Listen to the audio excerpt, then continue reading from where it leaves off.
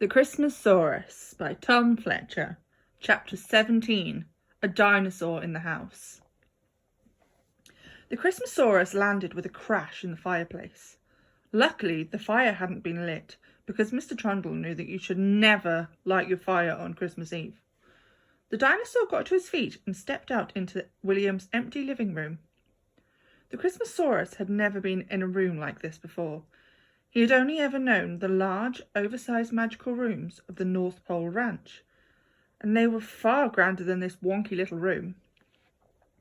But there was something he instantly liked about it.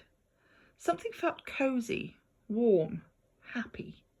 He could sense that the people who lived here were full of love. But there wasn't time to look around. He was desperate to see Stuffy one last time.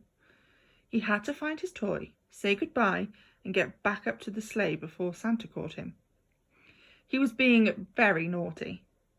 His dinosaur eyes scanned the room, searching for any sign of the spotty wrapping paper or the shiny red ribbon.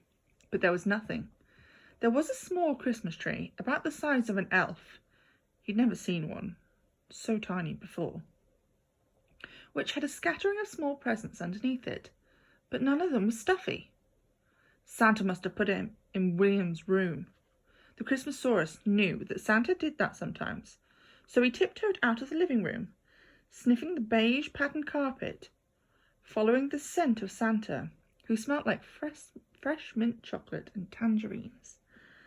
The door to the next room was slightly ajar, and through the crack the Christmasaurus could just make out the shape of a small bed. Sitting in a sliver of a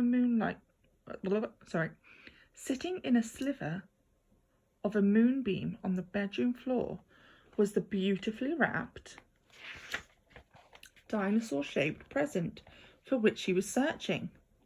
He slipped inside William's bedroom, but paused for a moment to take in all the wonderful dinosaur pictures and toys and books and posters and wallpaper.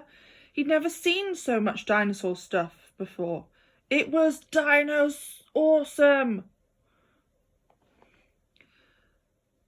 As his eyes circled the room, they came back to the Stuffy, perfectly wrapped on the bedroom floor. He crept across the room as carefully as he could, until he was face to face with where the stuffed dinosaur nose would be. Through a small slit in the wrapping paper, he could just make out the soft glow of the toy's golden button eyes staring out. The Christmasaurus took a deep breath. This was it. This was goodbye. Goodbye to the first and only dinosaur friend he'd ever had.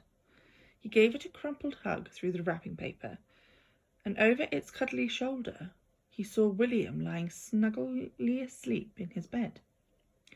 It was at that moment that the Christmasaurus suddenly felt a funny feeling in his tummy, like the sinking sort of feeling you get when you drive over a bridge really fast. He glanced around the room at the photos of William and Mr. Trundle, then at the empty wheelchair next to the bed. He huffed a deep sigh through his nostrils, and then straightened up the present so it looked as close to elf perfect as possible. It was time to let Stuffy go. Then he heard it. Flush! Stomp! Stomp! It was the unmistakable sound of the toilet flushing, followed by Santa's boots stomping speedily down the hallway. Stomp! Stomp! Stomp! He was marching faster, and the Christmasaurus saw Jolly Round Shadow pass William's bedroom door. Santa was already in the living room. "Oh, a carrot, my favourite," he heard Santa whisper before crunching into the treat. The Christmasaurus panicked. If he didn't make it back up to the roof before Santa, then he would be left behind. He turned clumsily on the spot, and with a thud, his long tail swung around behind him, knocking off every book on William's bookshelf. All books about dinosaurs, of course. Then he took a great leap towards the door, but his clunky dinosaur claws got caught in Stuffy's wrapping ribbon, and the Christmasaurus went bumbling across to the other side of the bedroom, smash whacking into the wardrobe. As you can imagine, this made such a clatter that William woke up in an instant. What's going on?" he said through a yawn, rubbing his sleepy eyes open. As the room came into focus, William saw a large, spotty present sitting beyond the foot of his bed, hand-tied with a red ribbon. But the ribbon had come undone. His eyes followed the loose red ribbon along the floor until it reached a large, scaly foot. The ribbon was caught around the Christmasaurus's claw, all tangled in knots. Before William could blink, before he could even scream, before he could think, before he could do even anything whatsoever, the Christmasaurus bolted out of the room at 100 miles an hour, dragging the present behind him. William scrambled out of bed into his waiting wheelchair and chased after them.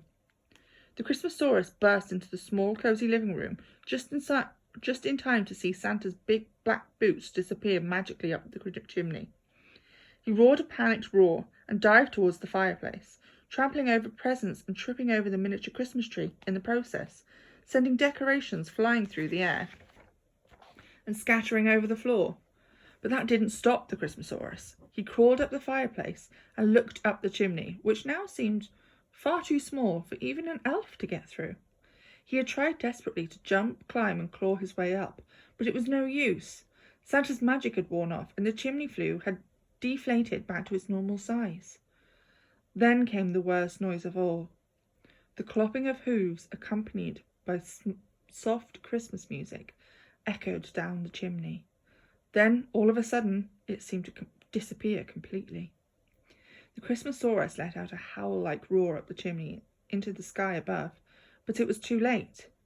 They had gone. The Christmasaurus had been left behind. It was at that moment that a bright, round light switched on like a spotlight. It was a shaky, wobbly light.